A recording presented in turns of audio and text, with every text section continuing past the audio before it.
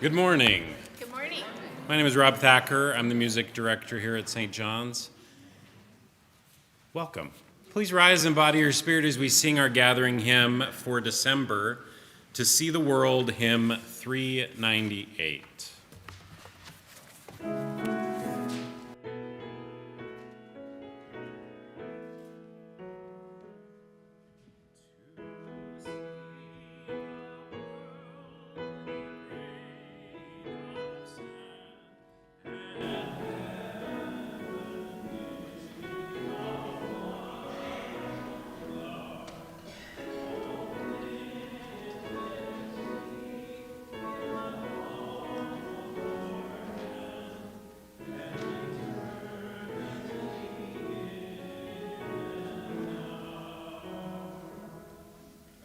It will be better because I felt like I was singing a bit of a solo there.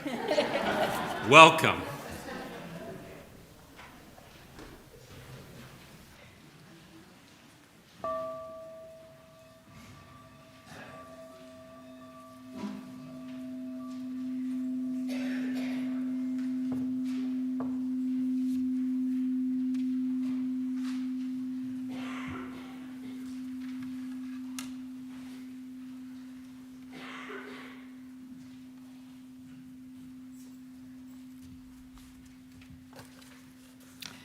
Please join me in the chalice lighting. It's called Drawn Together by Reverend Jenn. We come together every week, bound not by a creed or a mutual desire to please one God or many gods, yet we are drawn together by a belief that how we are in the world, who we are together matters. We light this chalice together in the knowledge that love, not fear, can change this world. Good morning and welcome to St. John's Unitarian Universalist Church on this beautiful, chilly December 1st day. My name is Gay Glasscott and I join Reverend Jenn and Rob. I join as her worship associate this morning. Your presence here at St. John's is a gift. It speaks volumes about what you care about and what you place value on. It's your way of connecting with a community of folks who are loving, engaging, accepting, and open. Why is presence so important? It's the very foundation for human connection. It means slowing down enough to notice not only what is happening around you, but who is around you. It means listening, taking deep breaths. It means being fully present in each moment. When we are truly present, we are able to be with one another without the urge to do anything, without the distraction of solutions, opinions, and biases. Our human souls don't want to be fixed or advised or necessarily saved. Our souls sometimes want to be seen and heard exactly the way they are. Thank you for being a part of this day. Whether you are present every Sunday, most Sundays, or this is your first experience at St. John's, we are very grateful you are here to be with us today. Just a reminder, please, to put your cell phones in church mode, and welcome. Please stand as you are able for Golden Breaks the Dawn, number 353 hymn.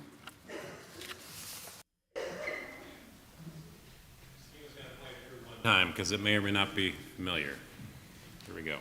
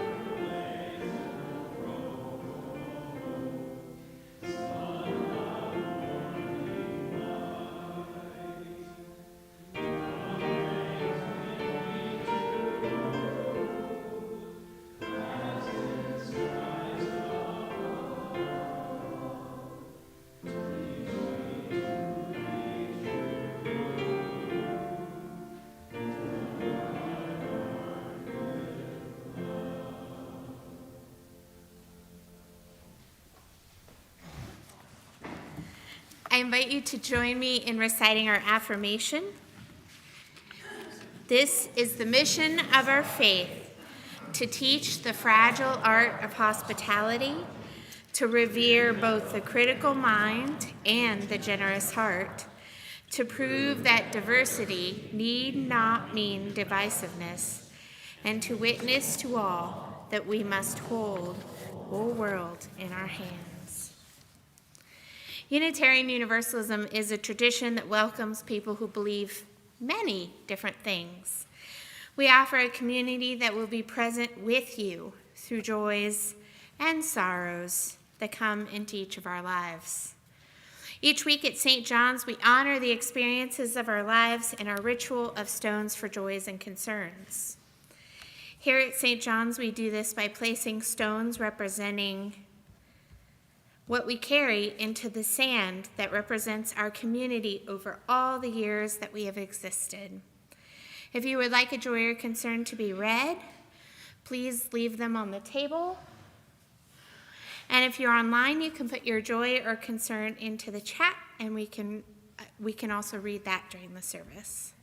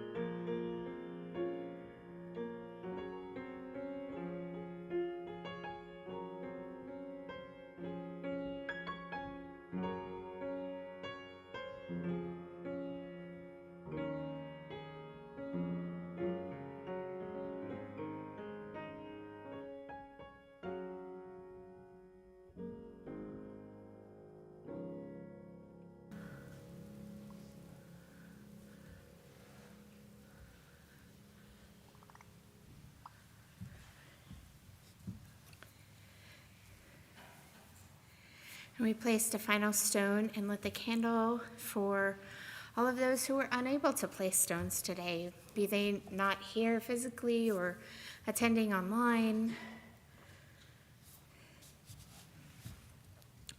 And we have no spoken joys or concerns to share today.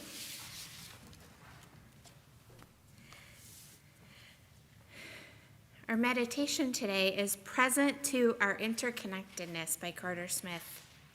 So I invite you to move into a spirit of prayer or meditation. Spirit of life, spirit of love, forever moving amongst us and within us. We seek to know grace so that we might honor our interconnectedness this morning with each other and those who have gone before us. When we witness suffering in ourselves and in the world around us, may we know compassion. When we are at a loss for words, when we are unsure of the path ahead, may we be guided by this compassion to be witnesses still, to know and to feel the truth that this human family is broken and that it is breaking with every life lost and each time someone's dignity is denied. When we find ourselves exhausted and defeated and unsure of where to go, may we keep witnessing, turning ever further toward your still small voice. And Spirit of Life, remind us too that the experience of suffering does not close us from the possibility of joy. May we know that our interconnectedness is a miracle, and may it be a refuge for us, felt in the voice of a friend, in the touch of a loved one, in memories of days spent in good company. May we remain grateful for the goodness we have witnessed and enacted in the world.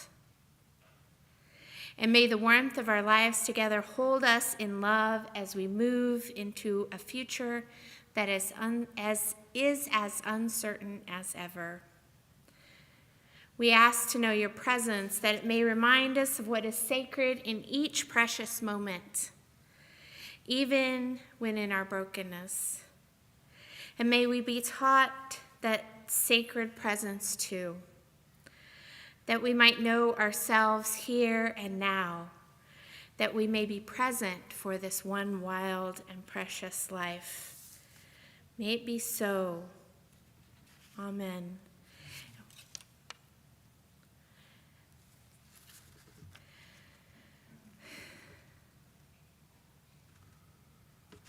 And we do have a joy from Emily.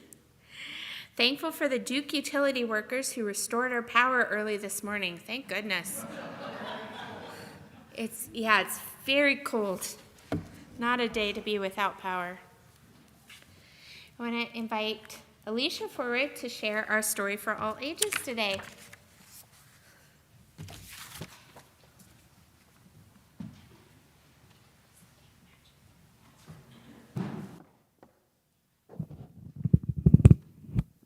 Good morning.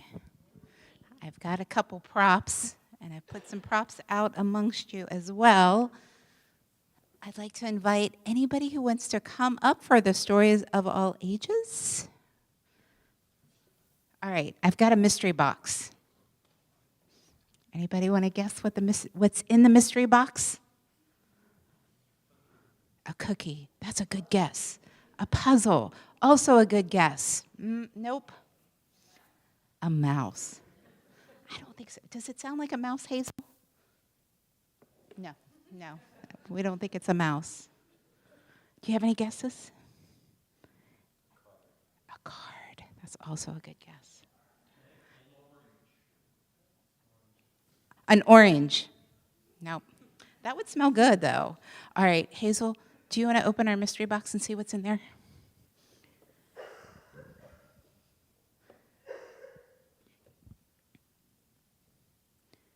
What do you think that is? Umbrella. It's an umbrella. Which is really apropos, since that's what the story is called by Tim Atkins, The Umbrella Sanctuary. So, some of you have brought umbrellas, and I have placed a couple out about. So, what is an umbrella good for? Keeping you dry. Shelter. Shading from the sun. All right. And helping you walk. There you go. Thinking outside the box. I love that. All right. So this is called the Umbrella Sanctuary. All right. Once upon a time, there was a little girl, just like some little girls maybe in the sanctuary, but she was caught outside in a rainstorm. And so she ran inside the nearest store. And to wait out the rainstorm, as she closed the door, a bright flash and a loud boom of thunder followed. Okay, every time I say boom, if you all want to say boom, okay? I forgot to say that when I started the story. And also, when I say the word sanctuary, if you want to silently say sanctuary. Who knew that there was so much involved with the story for all ages? All right, so she knew she was going to be stuck in the storm for a while, and so she looked around at the different items in the store, and then the shopkeeper appeared. The shopkeeper was the oldest woman the little girl had ever seen. Her hair was white as snow, and her face was all wrinkly. The little girl was brave enough to admit she was a little scared. "Young woman," said the old shopkeeper, "can I help you with something?" The little girl pointed outside, too afraid to talk.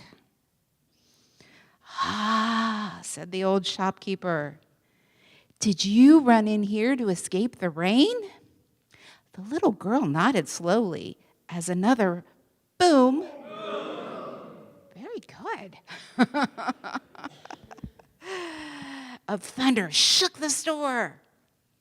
"Well, you can wait in here if you'd like. In my little sanctuary, we've got a nice sturdy roof over our heads, and it will keep you safe and dry." The little girl appreciated the offer, but she really needed to get back outside and continue on her way. The old shopkeeper could tell the little girl was hesitating. "Or," she continued the shopkeeper, "you could head back outside with this." The old shopkeeper behind the counter gave her what? Oh, wait a second, I'm not reading this well. What do you think she gave her? Yeah, an umbrella.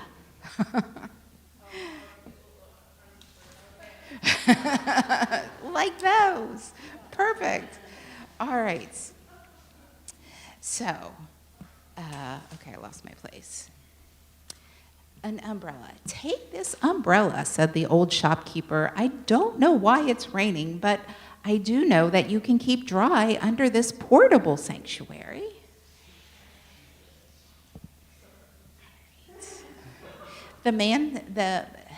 Okay, I totally lost my place. Sorry.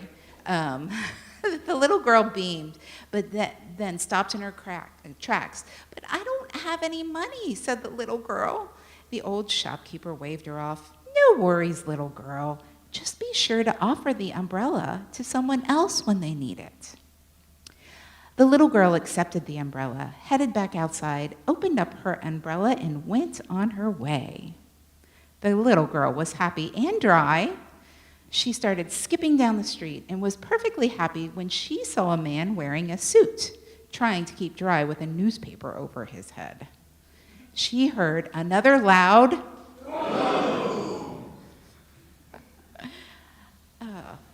I need to okay, so she heard another loud boom.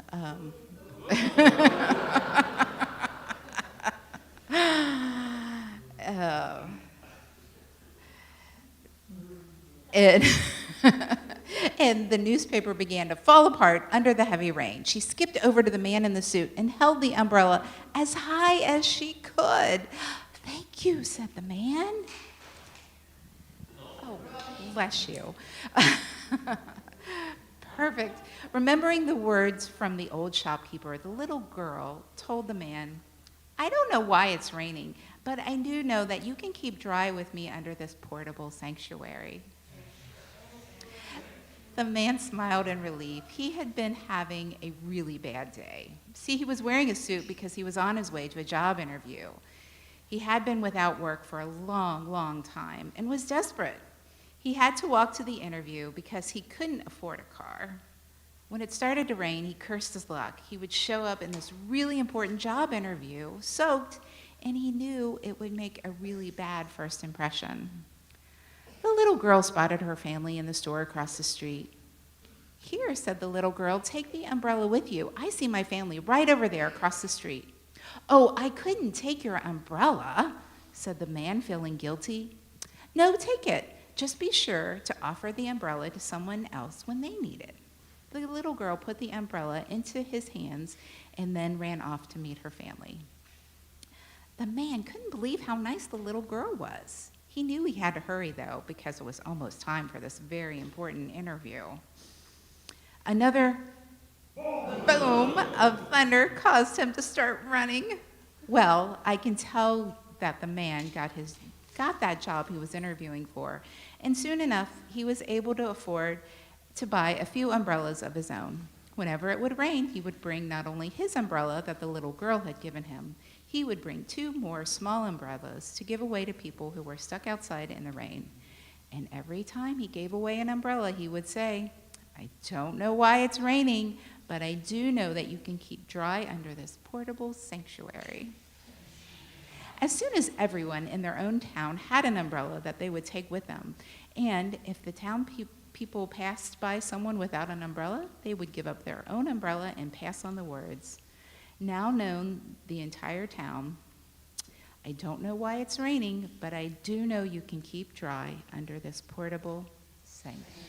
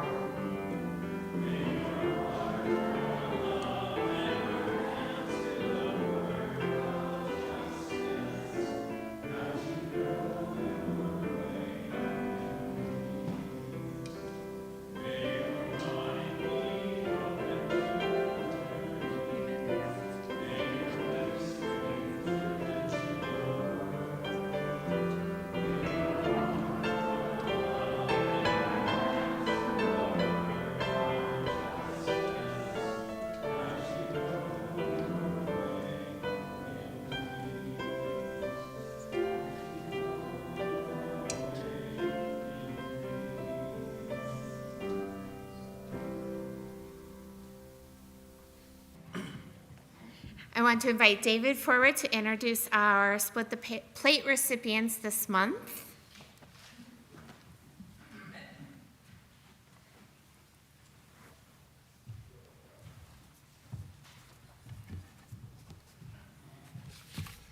Oh, first time I've been up here, this perspective. Hi. Yes, I guess I better bend down. Now can you hear? Okay. I think I know from watching past people, if I grab this, it's disaster, right? Don't touch it. Okay, so I'll bend over. All right, so I have the privilege of introducing Last Food Mile, which for the month of December is the Split the Plate organization that's receiving our donations. I screwed up and somehow didn't get the information in for the order of service, so Rev Jenn let me sneak in here. So we have Erin, she and Ellen presented at the forum before the service, And I told her, well, now you get a chance to address more people, but she only has a little time to do it. So here's Erin. Hi, everyone. Thank you so much for having me. It's a real joy to be here, and thank you to Amy and to David for being so welcoming to me and to my colleagues. I am the volunteer coordinator at Last Mile Food Rescue, and the work that we are focused on is the fact that 40% of all food that is prepared is ultimately wasted. And that's a really staggering percentage to me, considering that 1 in 5 people, both nationally and in Cincinnati, are food insecure, either experiencing total food insecurity, not knowing where the next day's food is going to come from, or very low food security. I really admire the work that you do here at St. John's, the hands doing the work of justice. And I was thinking a lot about the work of Last Mile, listening to the meditation as well, dignity denied, not only the basic need of food, but also the loss of dignity in it. So that's the problem that we're working to solve as a food rescue operation. What we do is we find food in our local community that is being wasted. That's going to be at grocery stores. Sometimes it's stadiums that serve mass food, at UDFs, at all of these different locations that are going to have a surplus of good food. And we are the transportation and logistics piece. We go and collect that good food, and we transport it to nonprofit partners in the area that are feeding people. So the hope is that instead of that food going to a landfill, because there's no one to take it, there's no one to reroute it, sometimes even just a mile down the street, to where there's already an operation that is putting food onto plates for people, that's already an organization that is serving to-go food or snacks that people can take with them as they go. So we use an app that if you have a smartphone, you can find under the App Store, simply called Last Mile Food Rescue. And it shows you all of the food rescues that are available in the area that you can click to claim, meaning that our volunteers choose something in their area that works for their schedule. They take their personal vehicle, they drive it to the donation site of the food, they put the food in their car, they drive it within 15 minutes somewhere to a donation site where we can get that food to the people who know what their community members need and can serve those community members. So we're doing that all across the city, into Cincinnati, into northern Kentucky, and trying to make sure that no good food is going wasted when it can be used to feed our neighbors. So that is the mission of Last Mile, and this year we have done that with 4 million pounds of food so far, and hope to be doing even more into the future. So you're always very welcome as a volunteer, always welcome to try it, very happy to have you, and we're so grateful to be able to be here and speaking with you today.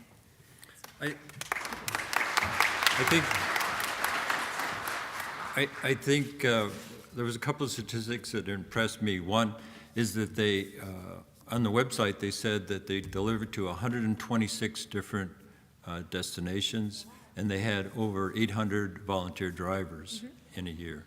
So this is a small operation, but in another way, it's a big operation. And I asked in the forum, what about old people with bad backs?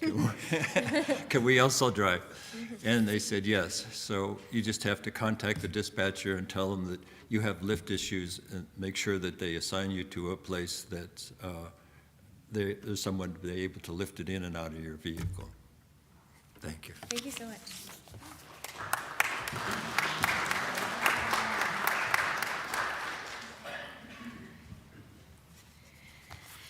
Correct me if I'm wrong, but to contribute to Split the Plate, anything undesignated in our plate will be split with Last Mile, You can also write a check or designate, you should have envelopes, you can designate something fully to them as well.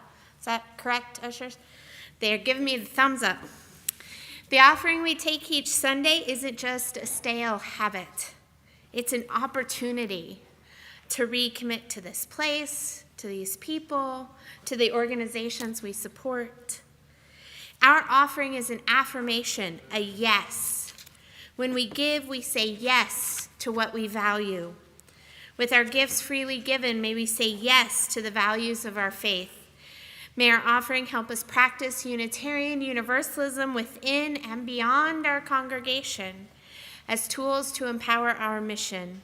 St. John's is committed to creating a safe and caring community, working for peace and social justice, and celebrating beliefs that respect freedom of thought.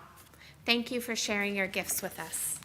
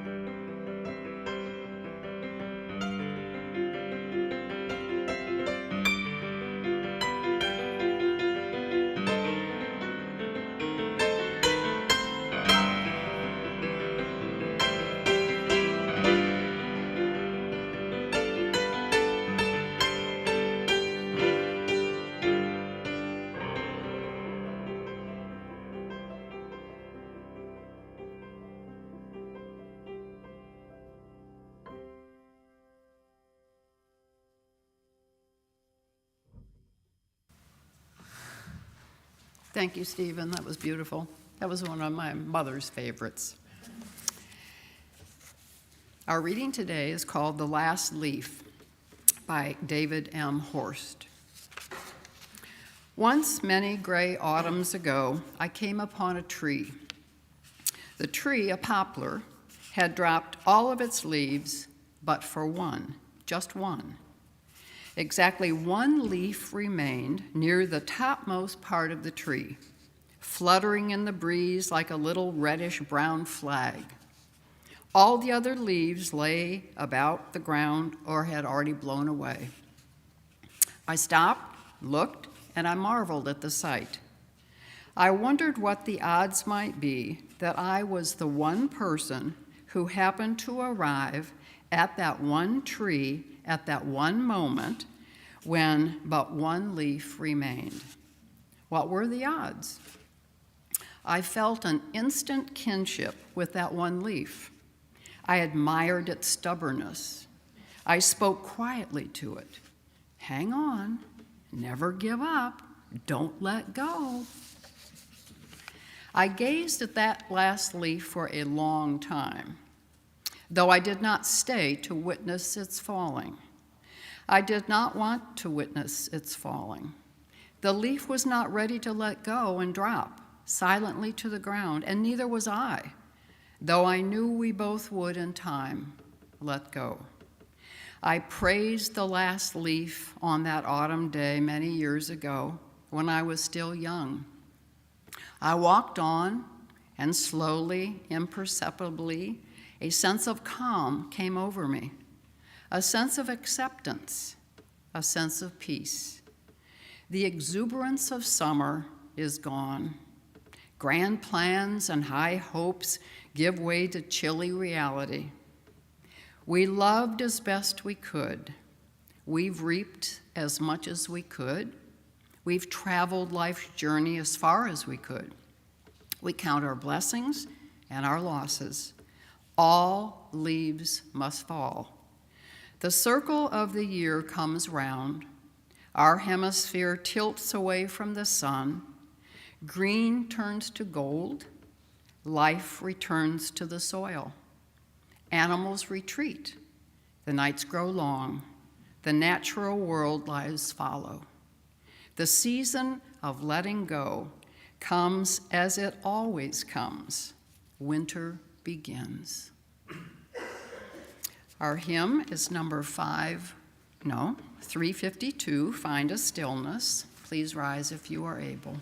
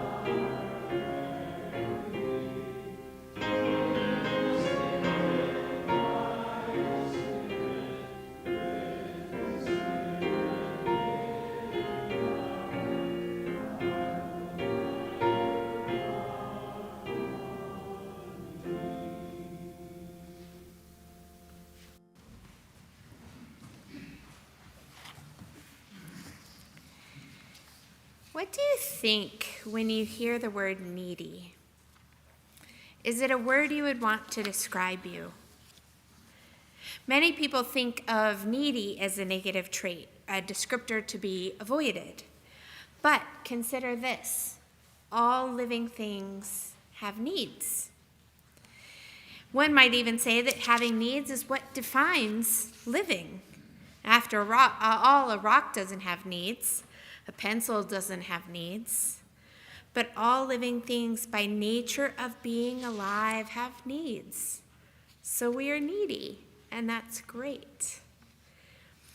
As a minister, my job is easiest when people tell me what they need. When someone calls to tell me they'd like to talk, or that they're having surgery, or that they could use some support for this thing. Most days are not that simple. More than once, someone has said, "But I didn't want to bother you," or "I didn't know if it would be okay to talk about," especially here in the Midwest.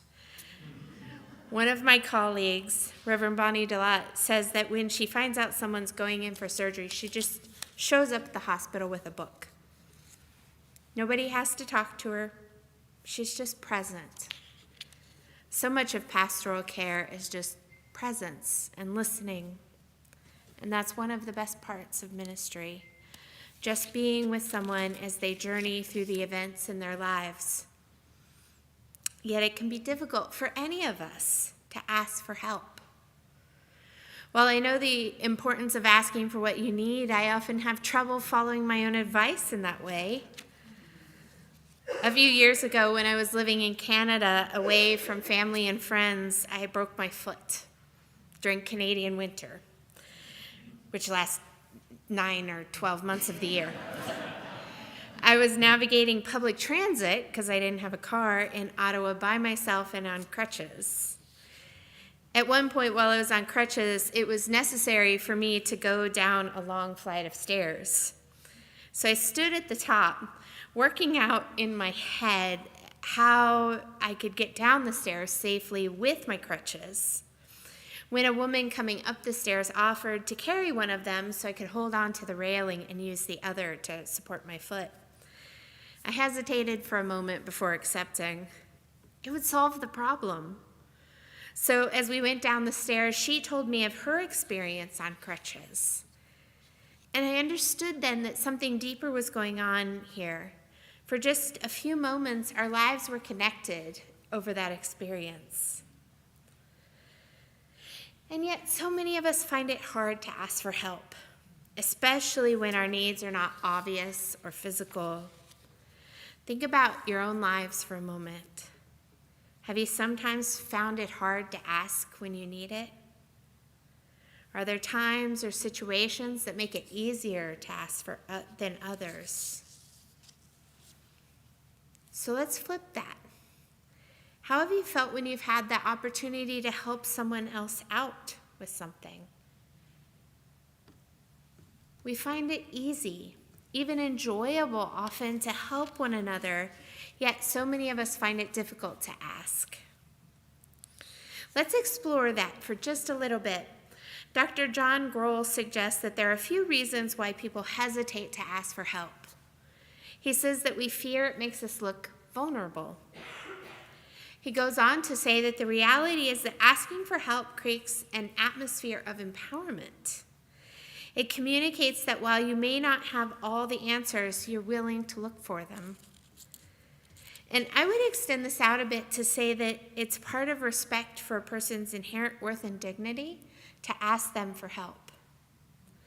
When you reach out during times of need, you're recognizing something valuable in the other person, as well as something of worth in yourself. When I was in seminary, I was trained to be a suicide prevention trainer.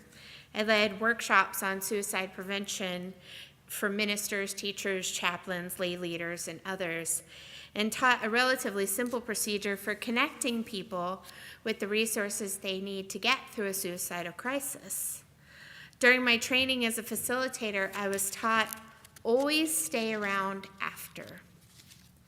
Always make time for questions and for people to pull you aside privately.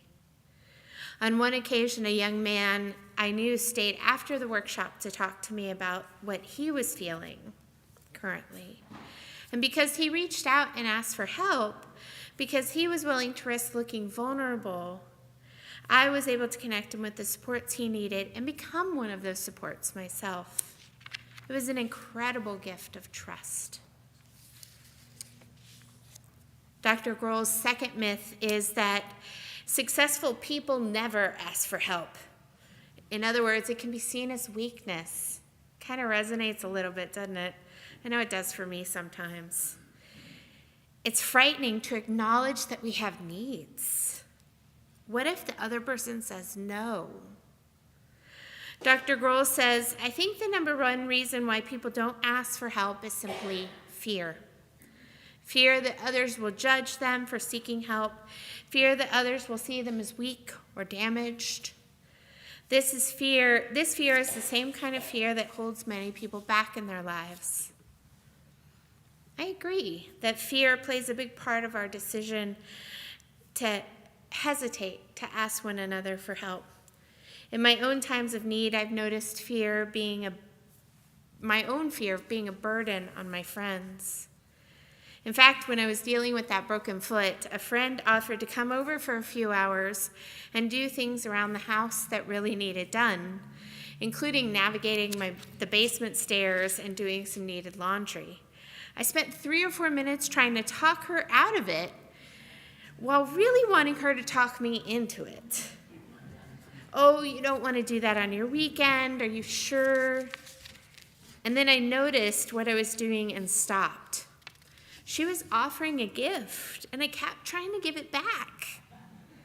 If she had given me a book, I would have thanked her. But an even more precious gift of her time, I kept trying to throw back at her. So I took a breath and tried again with, "That would be incredibly helpful. Thank you so much." There can be a gift in just gracefully accepting what is offered. Canadian peacekeeper Doug Setter understood this lesson. He talks about his time in Siberia. He was in this war-torn land of crumbling buildings, bullet-holed walls, and broken glass where people were suffering deeply. And he tells of a moment when he smelled coffee.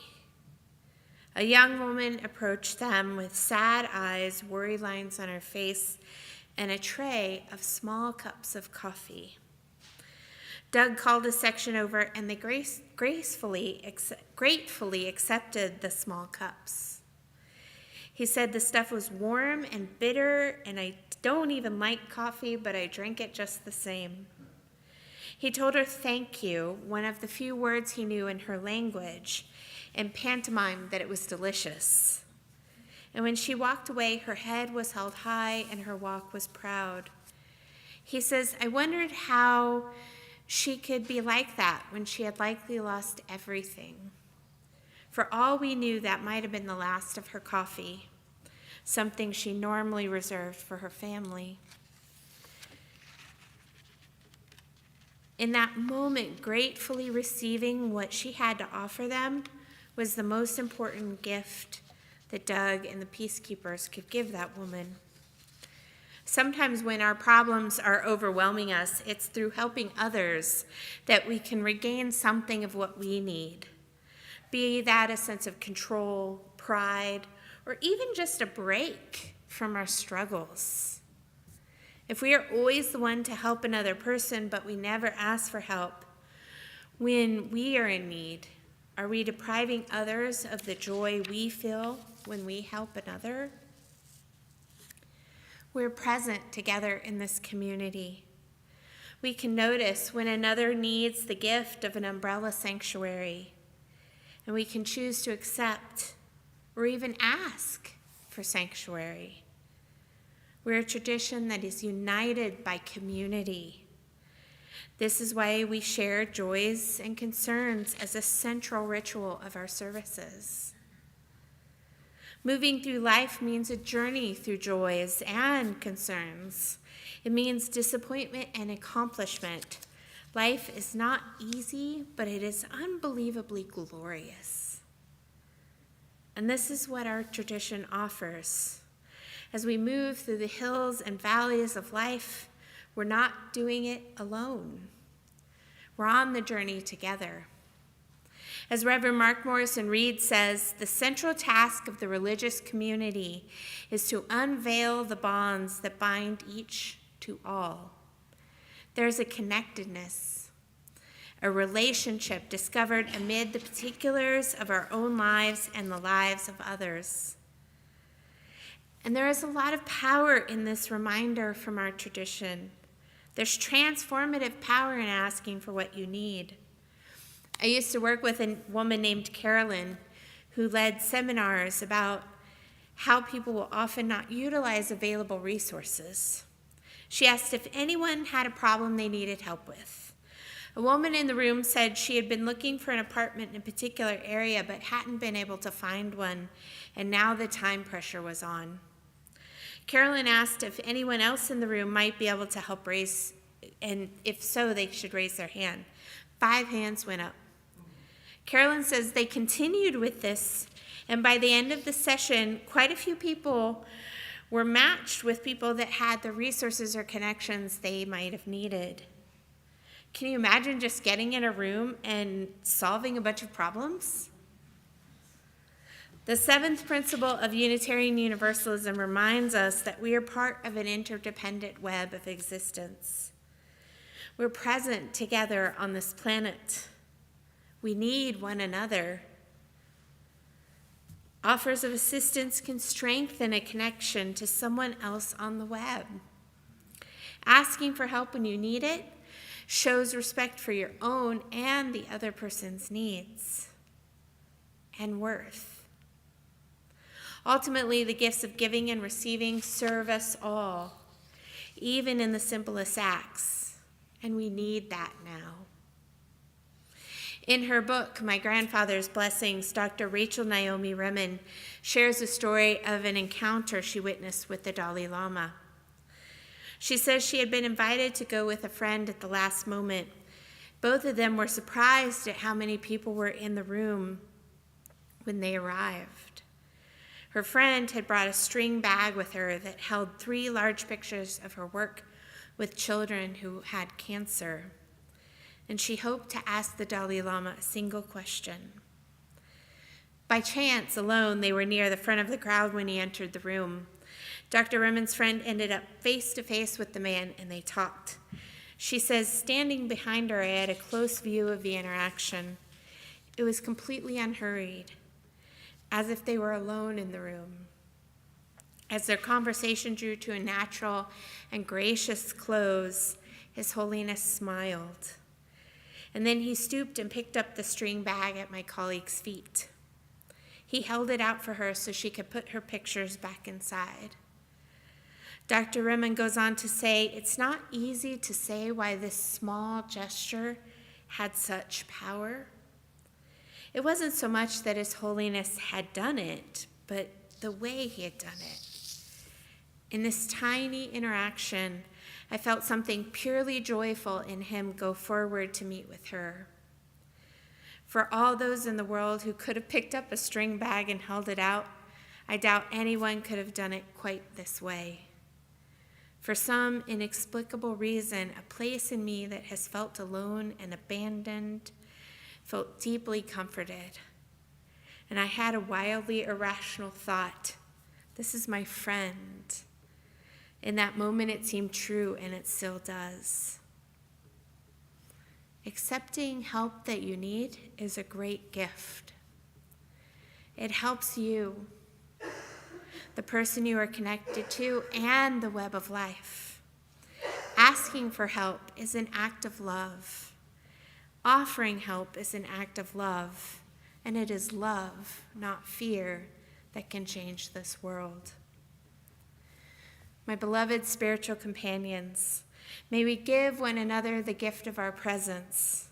The next time someone offers help, offer them the gift of accepting with grace.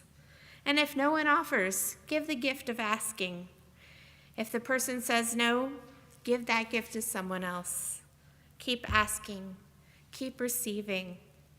You are worthy, you are loved, and love is sacred. Blessed be. Amen.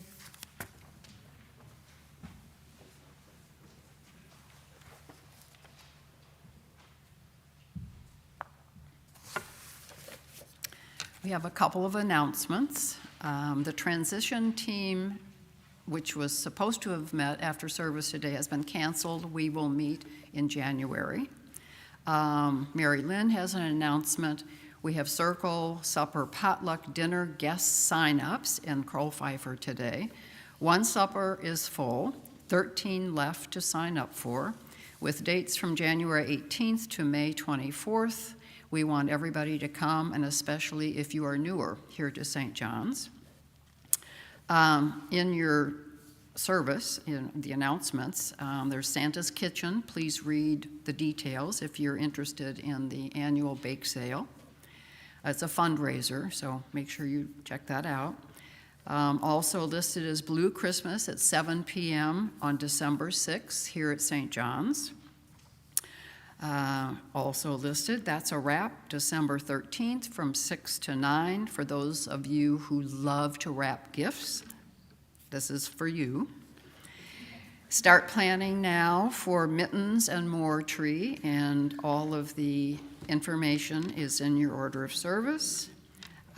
It gives you the articles to bring, and Amy is in charge of that. Tony, do you have an announcement?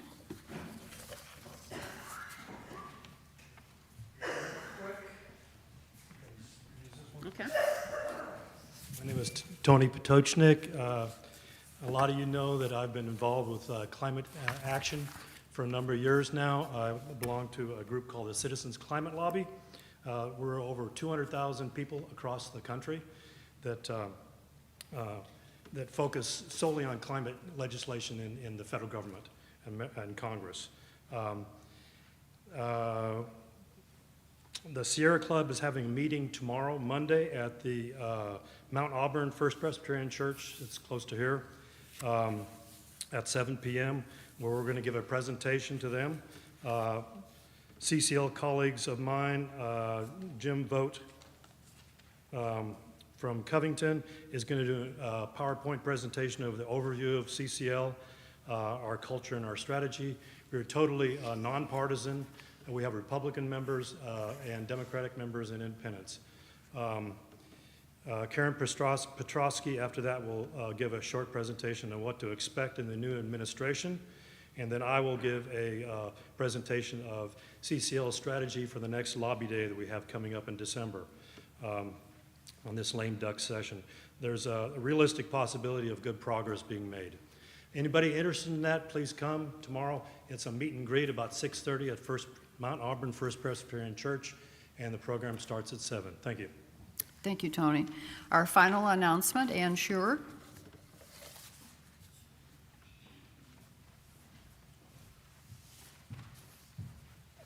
Good morning. Hi, I currently serve on the board as program director, and I'm here to let you know of several opportunities to get involved at St. John's. None of them require a great amount of time, but they all make a difference and they enhance our community. St. John's has been without a membership team for some time now. We're looking for individuals to be part of a rotation to greet newcomers after the service and during coffee hour. We are also looking for fresh ideas. Ideally, we would like to have 2 individuals step forward as co-chairs to work with the greeters and the Spirit Connections team to help new people feel welcomed and get involved at St. John's. If you are willing to help in any capacity, please let me know. Flowers and poinsettias enhance the Sunday morning experience and are often taken for granted. Our beloved Barbara Haddon has for many years provided fresh arrangements each Sunday. Ron Kreischer and Connie Mitz have taken over this gift to the community. However, they could use some help. Please see me after the service or talk to Ron to get involved. What started as a necessity during COVID has become a way of life. Online services are here to stay, and they make our church more accessible to people everywhere. Host enhanced the online experience by greeting and engaging people in chat and communicating to the minister any needs during the service. If you are willing to be an online host, see Monica Pellman or Debbie Combs. I see Debbie here, I don't see Monica. Okay, Monica, yeah. And let them know. Okay, there are many teams at St. John's that serve our community and the larger community. I was going to list some, but I think there's a lot of them, and you know that. We are looking for an individual to put together something in Kroll-Pfeiffer, a visual display of the teams. And if you are an artist or you have any interest in anything like that, please let me know, because we're really hoping to get something to help people get connected to the community. Many thanks to Debbie Combs for that volunteer announcement board that is in Kroll-Pfeiffer. Please look at it. And then last but not least, our auction fundraiser will be Saturday, April 5th. So please put it on your calendars, and thank you for your time. Please stand if you are able for our last hymn, number 226, People Look East.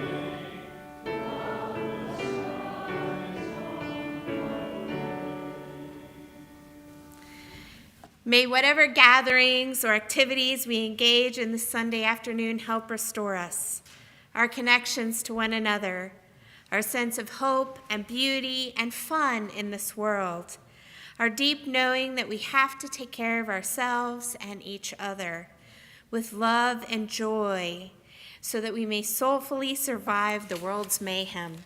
Go in peace, go in love.